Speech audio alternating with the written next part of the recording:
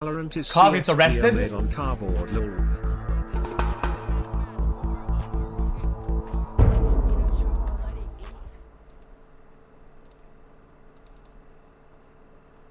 Welcome to Audit the Audit, where we only sort out the who one, and what only and one. the right and wrong of police interactions. This episode covers taser comes the use, mobbing. misconduct in office, and blood alcohol concentration tests, and is brought to us by M Live's channel. Be sure to check out the description Guys, below and give them the credit that they one last deserve. disclaimer, On November chat. 13th, xQctl.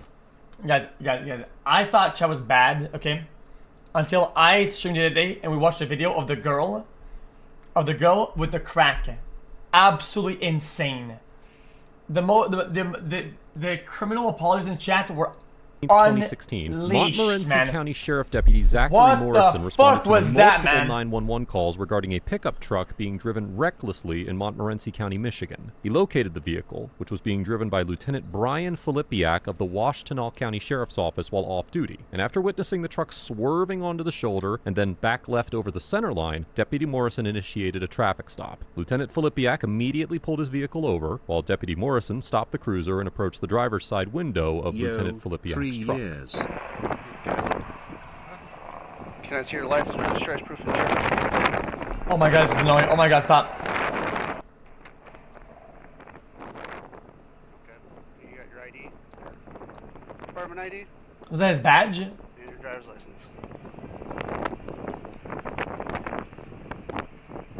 No one asked. Reason why I'm Stop stopping you is pausing we the got video, you crab. multiple Go pop reckless some driving calls jokes. about you. Okay. And then when I'm following you, you're hitting the shoulder of the road. You been drinking? How many? Okay. Where are you reaching in the back for? I seen you reaching in the back. You have an open container back there? Okay, you been drinking on the way here?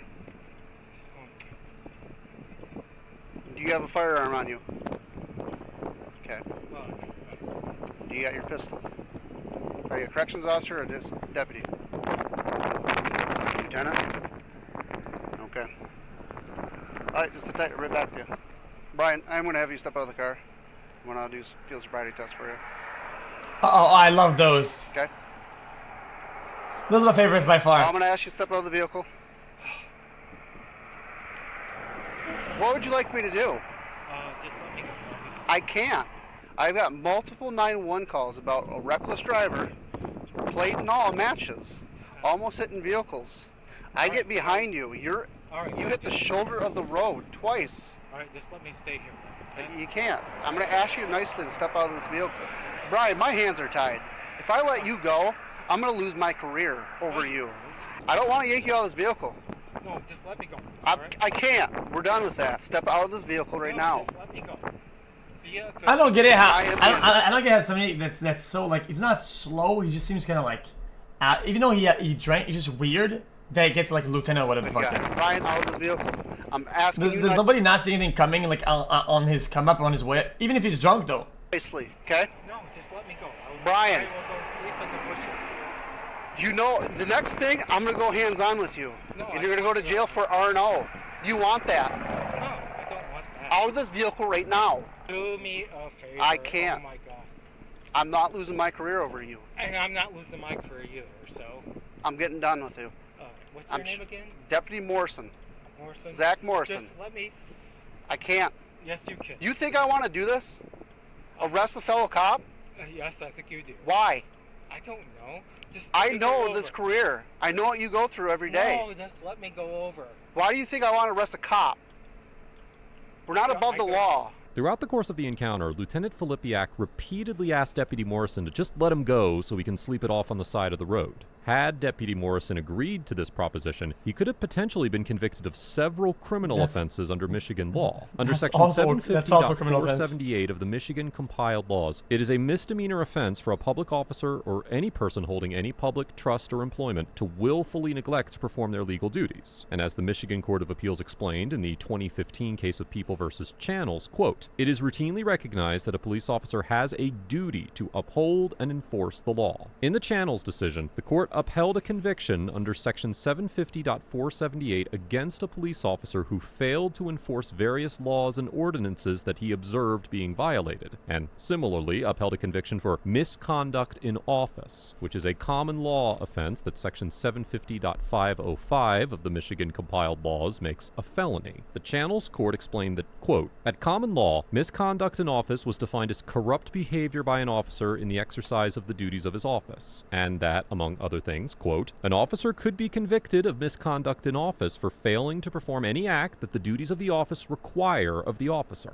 Additionally, the court clarified that, quote, Now, not this is good, only I like that. violations I of like when they go in statutory like that. duties are indictable, but also discretionary acts performed with So an what is improper or indicting? corrupt motive are subject to indictment. And that, quote, a corrupt intent can be shown where there is intentional or purposeful misbehavior or wrongful conduct pertaining to the requirements and duties of office by an officer. While it is unlikely that Deputy Morrison would actually be prosecuted for either of these offenses if he did not arrest Lieutenant Filipiak, it is at least arguable that doing so would violate these statutes. And, as Deputy Morrison pointed out, showing preferential treatment to an intoxicated police officer could also put his career at risk. I don't want to fight you. I'm not gonna fight. You're resisting already. No, I'm not. I just want you to let me go. I can't. Out of this vehicle now. No, be it. Out of this vehicle No, now. don't touch Brian, me. out of this vehicle No, now. Don't touch me. Let's step out. No, You don't know touch this. me. Oh my God. Don't make me crawl through here. Get No, out no, of this I vehicle. just, hey guys. Step out to the back and talk. No. Don't. Out. No. We just have to. Out. Ryan, go. No. You're getting a taser. Back up. No. Taser right now if you don't get out. Make it work, okay? Out. Right now. Go to the front of my car. Good then.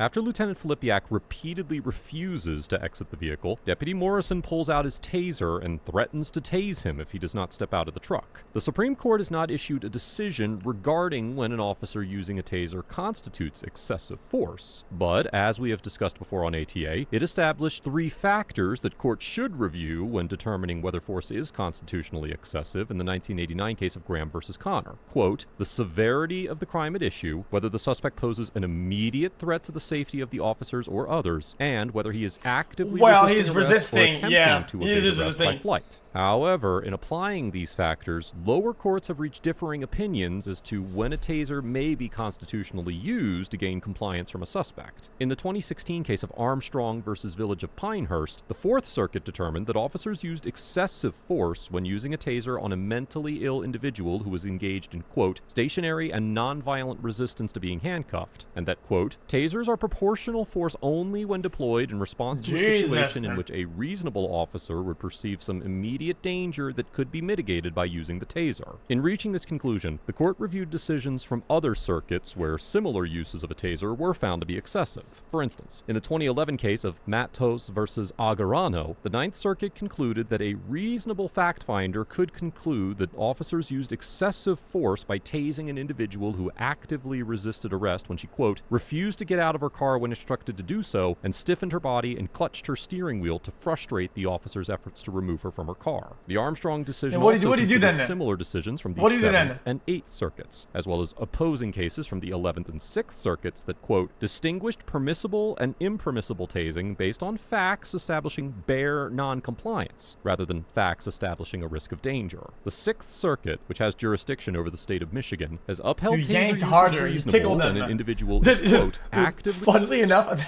tickling would actually work, though. Resisting arrest by physically struggling with, threatening, or disobeying officers, as the court explained in the 2012 case of Cockrell versus City of Cincinnati. Therefore, because this incident occurred in the 6th Circuit, a court would likely conclude that Deputy Morrison would not have violated... Dude. What if you have a device? It has feathers and it spins and you put them on the neck and it goes... and then they decrutch. That would the Constitution if he tased Lieutenant Filipiak, a tactical tickle. Continued to refuse to exit the vehicle. On the other hand, if this situation had occurred in a circuit that views taser use as excessive, or in the ear, the subject does not pose an immediate danger to anyone, a court reviewing the case would probably reach the opposite conclusion. You got your firearm on you. No, I don't. I'm patting you down. Turn around. Yeah. Are you going to do sobriety test? still with you. He is affirmative. Can I just pull off? No. So, If you're not going to do field sobriety test, turn around, place your hands behind your back. You're under arrest. no, I'm not. You are under arrest. No, don't. You are under arrest. Don't resist. No. You're under arrest. No, Place let your the- hands behind your back. No. Okay, you are placed under arrest for suspicion of operating while intoxicated.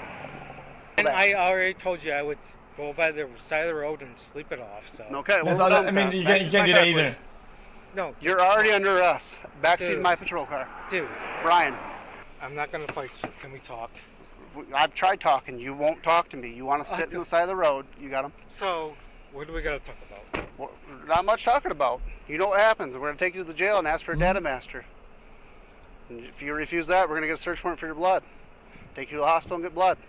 Deputy Morrison informs Lieutenant Filipiak that he will be taken to jail and asked for a data master, which is the name of a type of breathalyzer device, and that if he refuses the breath test, he'll get a warrant to take him to the hospital and take his blood. While DUI laws differ between states, there are two primary types of breathalyzer tests that officers use when dealing with potentially intoxicated drivers: a roadside preliminary breath test, or Chat, PB. what if you stall to make the blood levels go down? and a more accurate chemical breath test that's administered at the police station, which in Michigan is the Data Master Breath Test. Under Section 257.625A of the Michigan compiled laws, an officer can require that an individual take a PBT if they have reasonable suspicion to believe that they were driving while intoxicated, and the results of the PBT can then be used as the probable cause necessary to arrest the Okay, driver. guys, if an individual I don't want to start the video to throw you off in chat, but what if you stall, and then you talk and then you stall, and for hours, right? And then even one time, yeah, you better go to the hospital and you go, ah, right? And then they go, dude, I think I'm having a heart attack, yo. And then they take you to the ER, and before they take blood, they check if you're okay, whatever, and then you go, and then boom, they check you for other shit, and then the other shit, and then they make sure you're okay, and then at the end, all okay is good. Take some blood, boom, and then you're good. Refuses What? to take a PBT, they're responsible for a civil infraction, but there will be no criminal charges or points on their driver's license. Once an officer has probable cause to arrest an individual for driving under the influence, either through PBT results or observed evidence of intoxication, they'll be taken to the police station, where they'll be asked to submit to a chemical test of their blood, urine, or breath.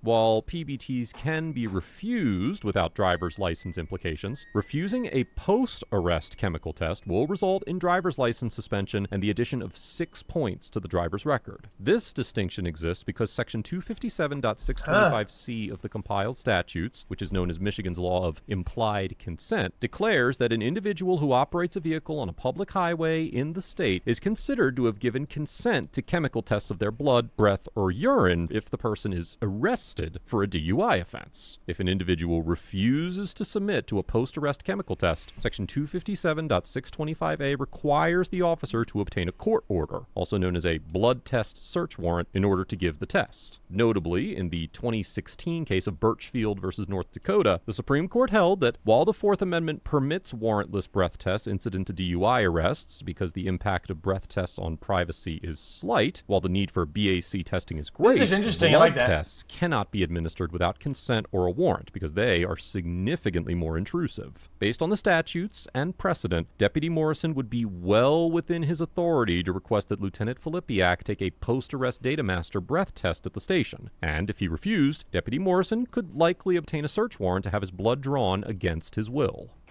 Fair enough so far. So, let's make a deal. Okay? No deal. What kind of deal do you want to make? A cop to a cop? That's what the deal's about. A cop to a cop. Why are you putting me in that situation? Why are you putting me in that situation? I didn't drink. Okay, No, step let's back, talk step about What back. a No, I'm not dumbass. gonna fight, but Have a seat. No deal, I'm good. Have a seat. Any other person's going to get an R&O charge. You know this. I know. No. Have a seat. No, Hey, watch your head. I'm who you guys are. Do you guys realize that? Yes. Okay, then stop. We're done. Stay right here. No, Yes. just let, Brian, don't. stop. Why are you doing this to a fellow? Why are you doing this to a fellow cop? After Deputy Morrison took Lieutenant Filipiak to the police station, breath tests showed that he had blood alcohol concentrations of 0.28 and 0.27, which is over 3 times the legal limit of 0.08. Lieutenant Filipiak was originally charged with an aggravated DUI offense under Michigan's so-called super drunk law for individuals who drive with a blood alcohol level of 0.17 or higher. However, on January 27, 0.28 after he probably left the spot. Right? He probably drove for a little bit. If all the calls came in, he probably drove for a little bit. And he stalled over there and then he went to the station. Imagine whenever he got into his vehicle. He was probably way ahead than that. 17. That's pled fucking guilty insane, to a reduced dude. charge of a standard operating while intoxicated offense and was sentenced to 1 year of probation with a deferred jail sentence. Following the incident, the Washtenaw County Sheriff placed Lieutenant Filipiak on unpaid administrative leave while an internal investigation was conducted. When the investigation was concluded, he was stripped of his titles as a lieutenant and sworn law enforcement officer, but remained employed by the sheriff's office in a so-called support role, which involved managing property, supplies, and equipment, and a number of other duties for reduced compensation. Overall, Deputy Morrison gets an A for maintaining a relatively calm and courteous demeanor throughout the encounter, fulfilling Is that his car? What the fuck is that? his duties to uphold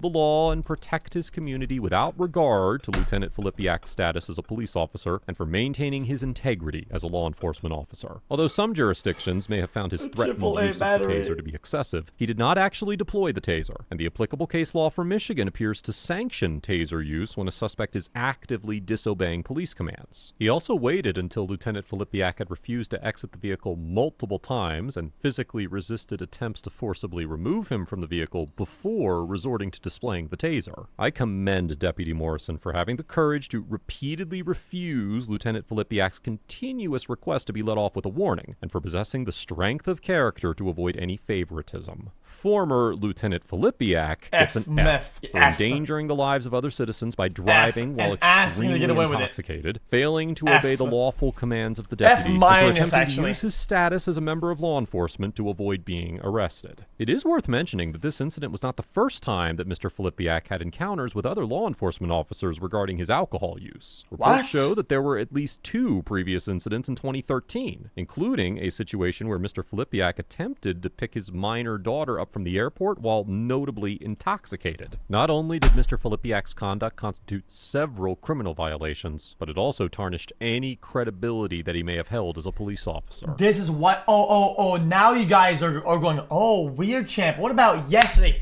We watched a girl who had her fucking children locked into the hotel room while she was fucking dealing fucking crack and Molly in the streets in her car while no fucking plates, no license, motherfucker. Where was you guys at, mother... Oh, but dude, maybe the kids, maybe they should just, maybe they would, why do people care now? That you picked up? Yeah. Oh, stop bringing it up. Sorry. Several criminal violations, but it also tarnished any credibility that he may have held as a police officer. Members of law enforcement take many oaths to obtain their authority under law, such as an oath of office or an oath to the Constitution. Among those pledges, officers swear to an oath of honor, which typically includes the opening phrase, quote, "On my honor, I will never betray my integrity, my character, or the public trust." Mr. Filipiak's actions violated his honor as an officer and endangered the lives of many innocent citizens, and it's surprising that he retains any form of employment within the... I enjoyed that video. Good video. Audit the Audit. Audit the Audit gets a B+ for his video on this one. At least a B+.